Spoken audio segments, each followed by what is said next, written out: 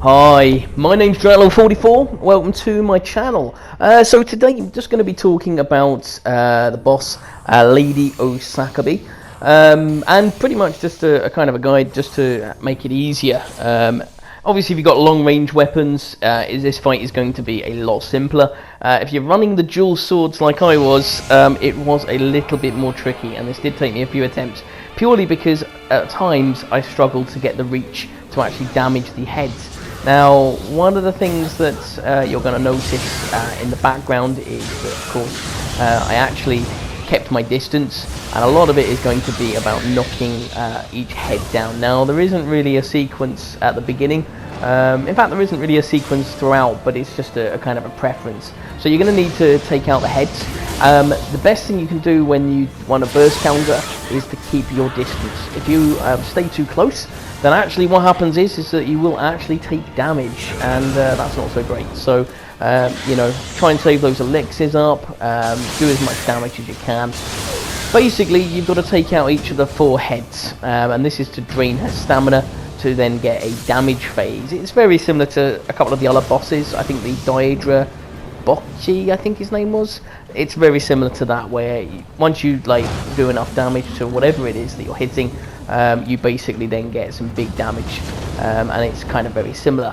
Now, as you can see there, I mean, I used, of course, a AI companion just purely as a distraction. I thought, you know, like on this kind of thing, it would just be an interesting one to see how good it was.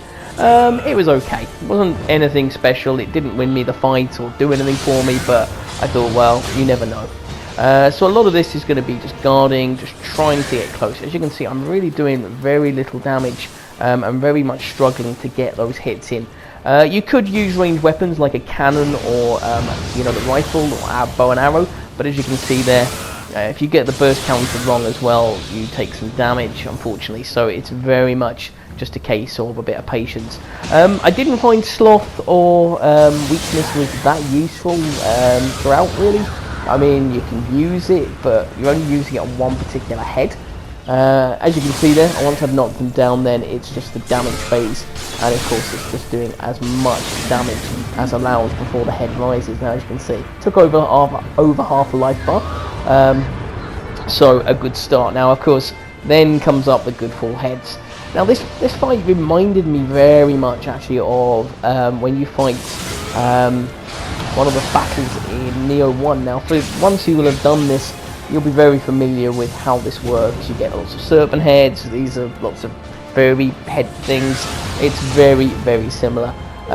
So yeah, so I mean, it's very much just, you know, trying to get the damage, trying not to get hit on the burst counter. Unfortunately, it didn't always work.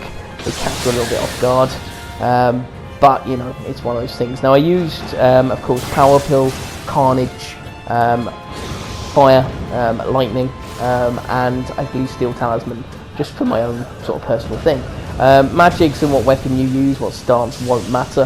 Obviously, if you're using a long-range weapon, you're going to find this battle a lot simpler, to be fair. I think it very much is more for the bit of a struggle if you're using maybe tonfas, hatchets perhaps, dual swords most definitely. That's where the struggle really was. So yeah, I definitely recommend avoiding those lasers, because they're the things that really did me a lot of damage. It usually will do 2 strikes. It will go up and then it will go down. I think you will see that in just a moment actually, which you'll see that you go. Make sure you do not get hit by those, and try and keep your distance. Now, that one I thought I burst counted perfectly, but I still got hit, so just beware of that.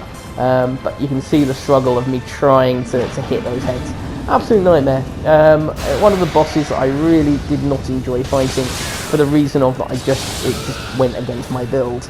But you know, it's one of those things. You just get on with it. So yeah, so I'm on the last head now.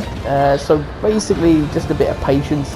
Avoid that laser. Make sure that you don't get hit on the way back, because that was what got me a couple of times as well. I forgot that it came back, and I got hit by it, and boy did it do a lot of damage. So I do use sloth and weakness on this last head. This is purely just to pretty much try and make it a little easier to take it down.